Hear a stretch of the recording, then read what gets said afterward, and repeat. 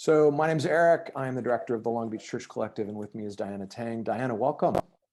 Thank you. Thank you for having me. Yeah, it was great to be with you today. We got a great opportunity to go down with the Congressman Lowenthal and the mayor as guests of the federal government for this new project they're doing with the migrant children who are coming into our city. I think tonight, right? Is that true? Yeah, so actually the first few kids, it was just a very small group of them. I think they were about 10 to 14, I can't remember, but they actually arrived as we were leaving the tour. So they arrived during the press conference while we were inside the convention center, but not kind of where they will be staying. Okay. And I jumped ahead of myself. Tell everybody watching who you are and your role in city government. Of course. So my name is Diana Tang. I am the Chief of Staff to Mayor Robert Garcia here in Long Beach. And I've had the great pleasure of supporting him and our team here in the city with the work to help HHS reunite migrant children with their families or a sponsor here in the United States. That's great. Well, there's about 25 of us that got a tour. Gregory Sanders was on that tour, and the mayor and several council members, and certainly our Congressman Lowenthal was there. And I was really impressed with the way that HSS has set up the space for the short-term shelter. It was humane. It was, it wasn't the most comfortable place in the world, but they took a place that is a convention center and really turned it out to be a really great place for children for the short term. So it was fun to be there today with you. Churches want to help. I'll get right to it. And they've been asking Gregory and I, how can we help? So I wanted to throw the question to you and let you answer it directly. Yeah, no, definitely. We absolutely want the community's support in this. Before we set up our facility, our team took a trip down to San Diego because their site's been up and running for a little bit longer. Okay. And we learned a little bit about some of the children that are coming. And what we've learned is that they left their country to look for a better life. And so they are all very eager to learn. And so rather than a toy drive, we suggested maybe a book drive.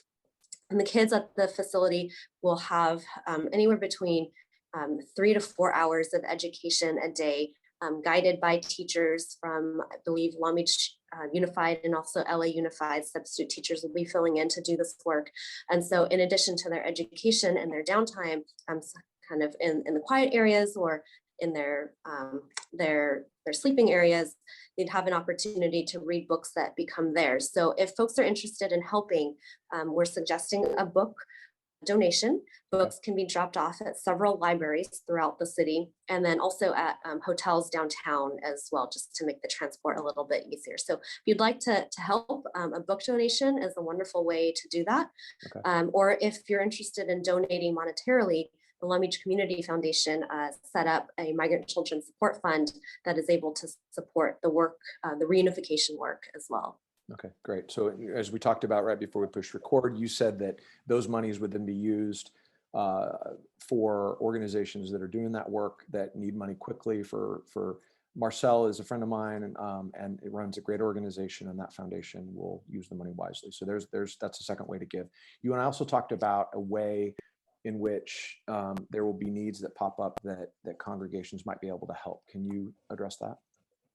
Yeah, so the shelter is temporary, and even though it'll be open through the beginning of August 2nd, I believe, the kids will be coming in and out of there. The idea is that they come to our facility and HHS is able to take that time and do the background, do their due diligence before reuniting them with family or a sponsor.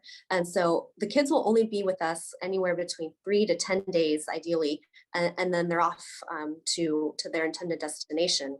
Okay. And so we're constantly going to be receiving new children at the shelter, and the children we receive will kind of be dependent on the children or on who's showing up at the border.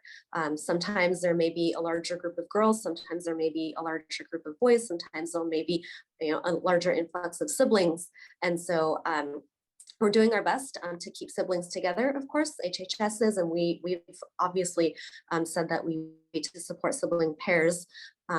But we also know that there are children of what HHS calls tender age, so 0 to 5. So, you know, there could be a day when we receive children who are 0 to 5 years of age, who obviously have different needs and interests than maybe girls who are 13 to 17. Okay.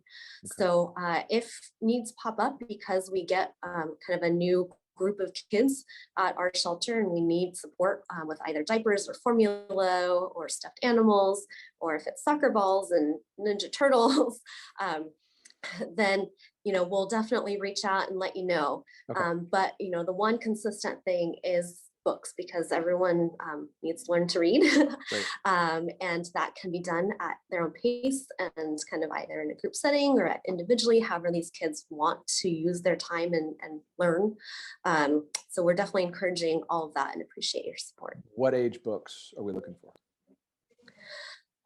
So I myself found some books that I've recently been reading with my 3-year-old nephew, and he's loved them from the time I could get him to sit in my lap and watch me turn the pages. So today I picked up Brown Bear. Fantastic.